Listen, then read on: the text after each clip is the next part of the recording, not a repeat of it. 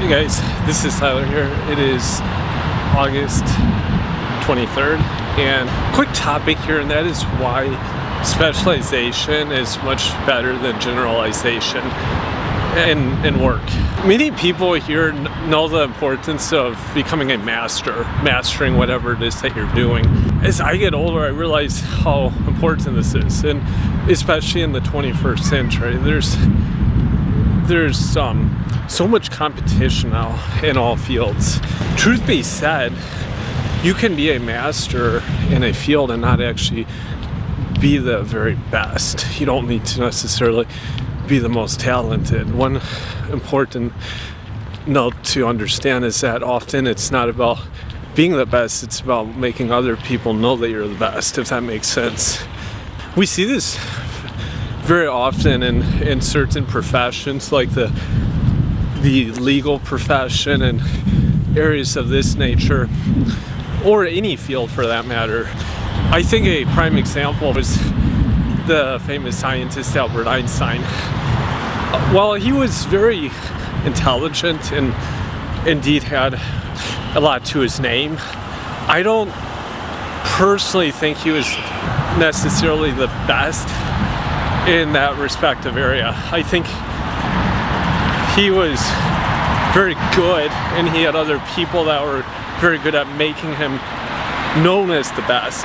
There's a prime example, because we take another scientist like Nikola Tesla, and for different reasons, I actually think Nikola Tesla was across the board a more talented scientist. What Tesla though didn't have as much of was making himself known as a better scientist, and it was for this reason I think that his reputation didn't become as more regarded until after he died. I think another prime example is the famous painter Vincent van Gogh. Van Gogh only sold one painting in his whole lifetime, and I think this was also another prime example of a guy who had this type of issue. It was just very common in this era that this persisted. This is kind of the point of my message here. The point of this part of the message, though, is that making people know you're the best is just as important as being the best.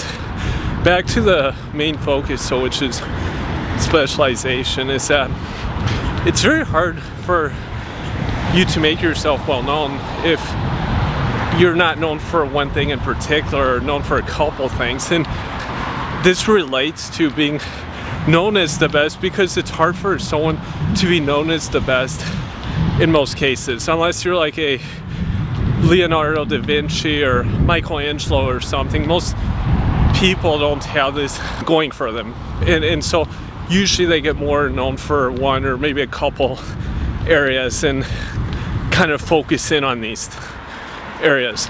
So it's important to understand that specialization actually leads to recognition much easier than generalization. And this is why, if anyone has ever started like a Shopify or an Amazon store, FBA seller, you'll realize that it's much easier actually to focus on just one product or a few products in the same category. I have a friend, actually, he lives in South America. He started a store, it was an e-commerce store about 7 or 8 months ago. He started just selling one product with some variety of this type of product, and has just focused on this. His branding and all this is primed properly and everything, but the guy started out selling maybe a few $100s worth of product per month.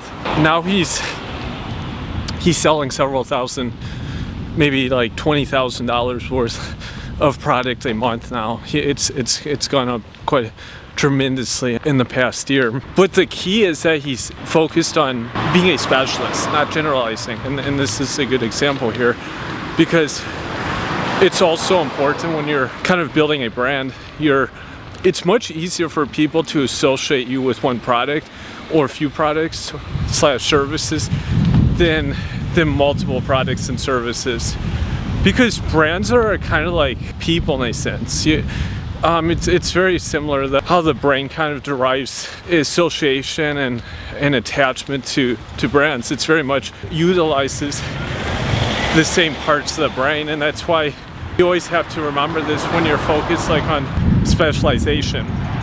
Even when we look at like these major brands like Apple or Microsoft, it was the same thing here. I mean, these guys, when they first got going, I mean, they started just selling one, maybe a few products, and then just slowly expanded. But there's kind of a certain feeling or association with these kinds of products and services.